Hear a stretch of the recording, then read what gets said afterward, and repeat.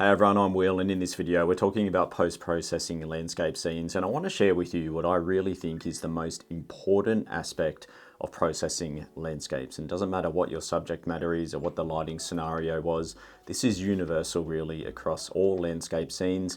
And if I was going to simplify my processing, it really comes down to these two simple things: brightening areas and darkening areas. So what are we talking about? We're basically talking about dodging and burning, something that's been done since the film days, and to this very day it is the key aspect of my processing. So I've pulled up an image here.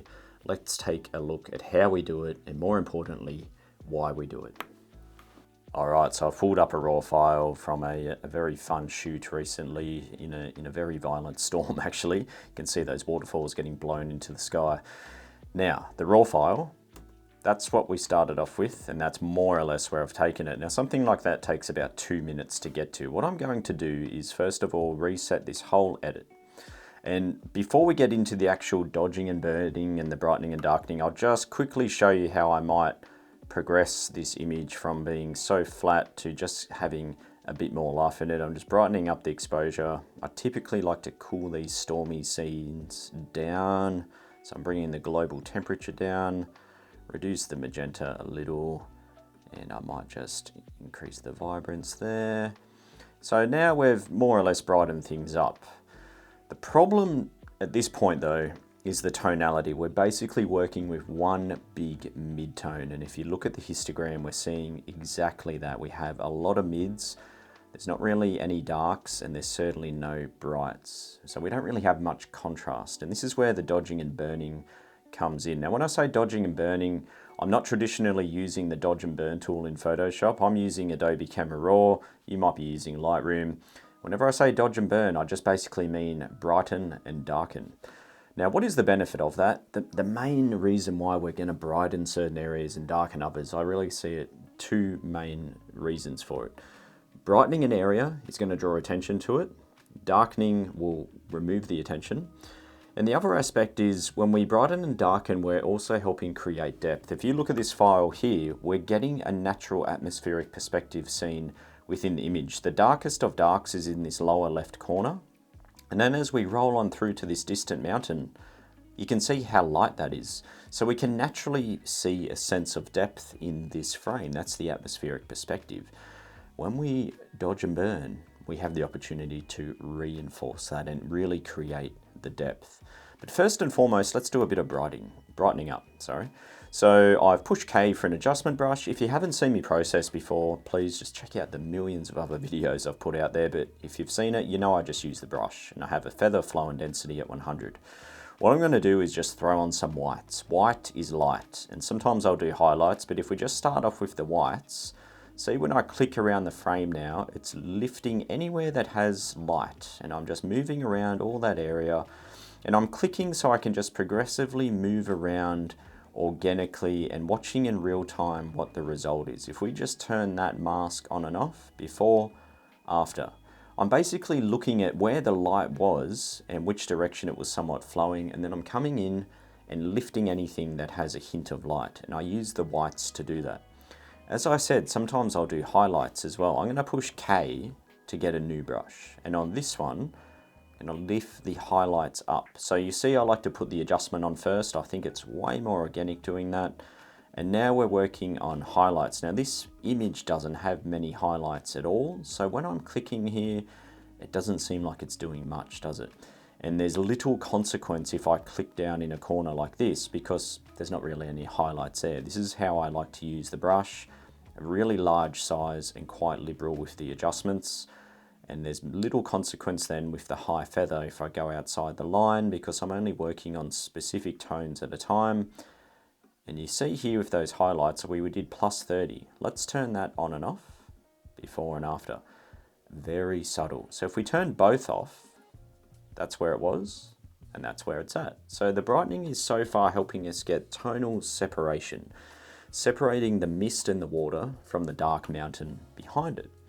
Another way we can get some separation then is to darken things down. So now we're going to push K, and this time for the darkening aspect, I'm going to use contrast. I'm going to increase contrast. This will drop the dark tones darker But what it will do is if there's any light tones, like the water down the bottom here, it won't drop them darker.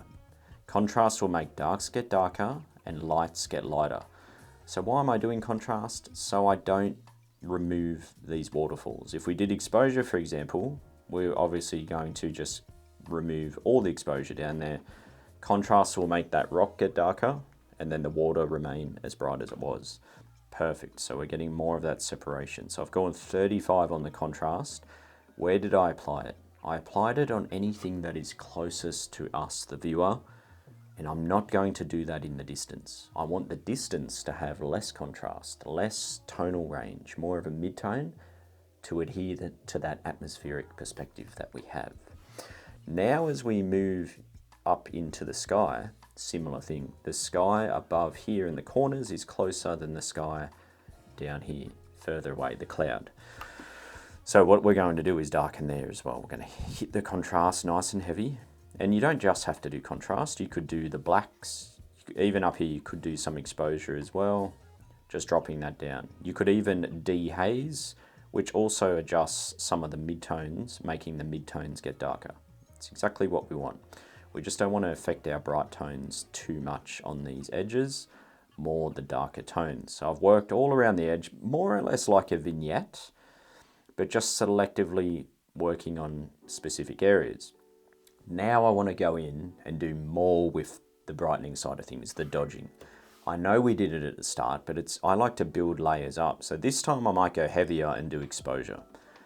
And I don't care now if the brighter stuff gets lighter as well, the darker tones get lighter, because these dark tones are further away. They're not on the edges now, so they can get brighter along with the water. And now these mountains will start to separate from the ones down the bottom. That was the exposure, so we'll turn that one on and off. And then the last one, push K for a brush, put the whites up again one last time, maybe a little smaller, specifically just on the waterfall zones and the mist. Even if I hit the mountains, it's only helping the cause by revealing some of those nice rocky details. Everything I've just done there is localized adjustments using the adjustment brush, and all we did was adjust tonality, darks and lights. Let's look at the difference when I turn all the brushes off, before, after.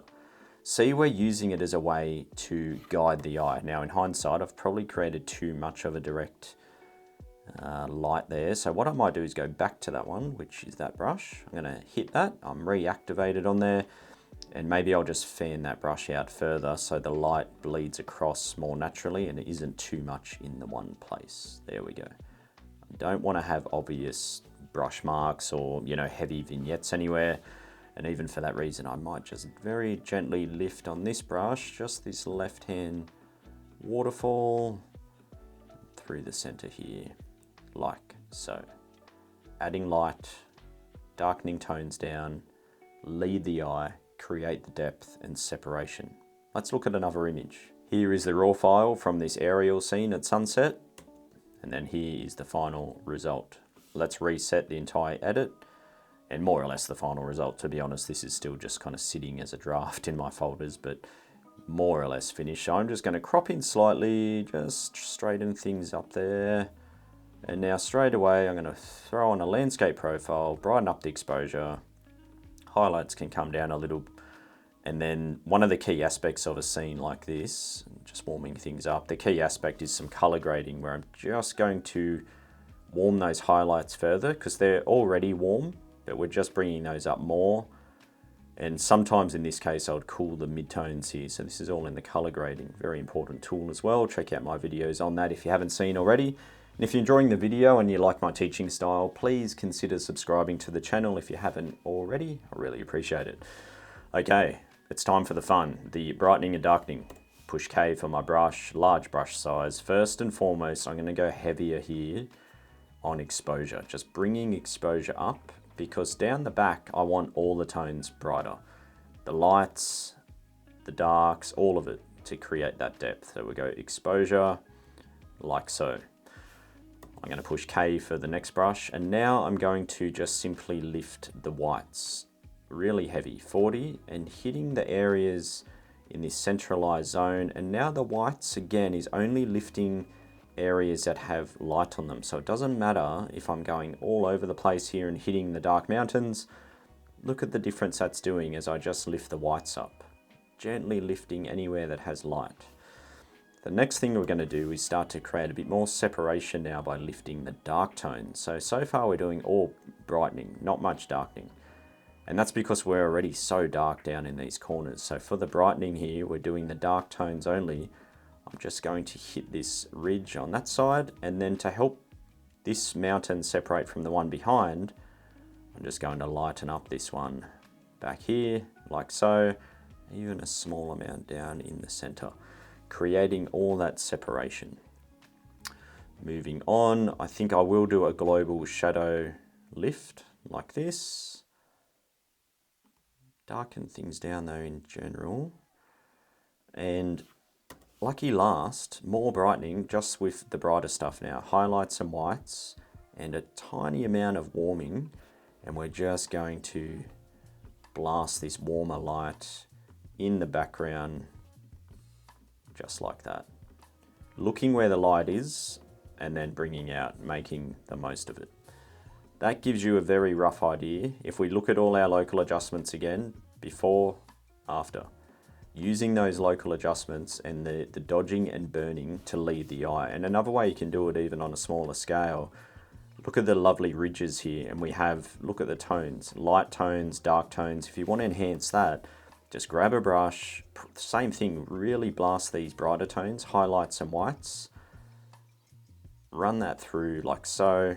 Now the dark tones are staying dark, but those little areas, those contours that have the light on them are getting brighter. So we get that tonal separation in there. Let's turn that one on and off individually, before and after.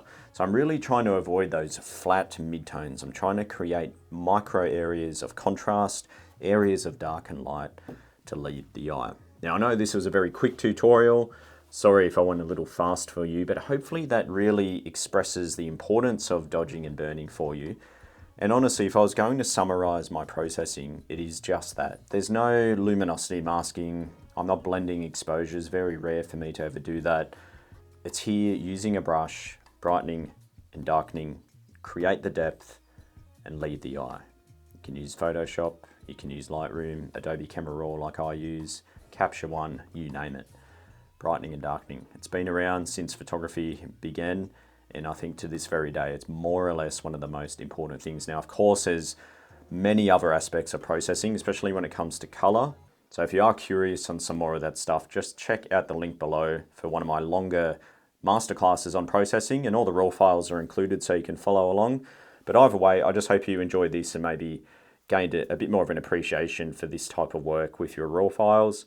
If you have any questions at all, please leave them below in the video. Thumbs up and subscribing is super appreciated. It just helps spread the videos. And if the videos are getting out there, I can keep producing more stuff for the channel. Thank you guys. I appreciate it. See you in the video soon.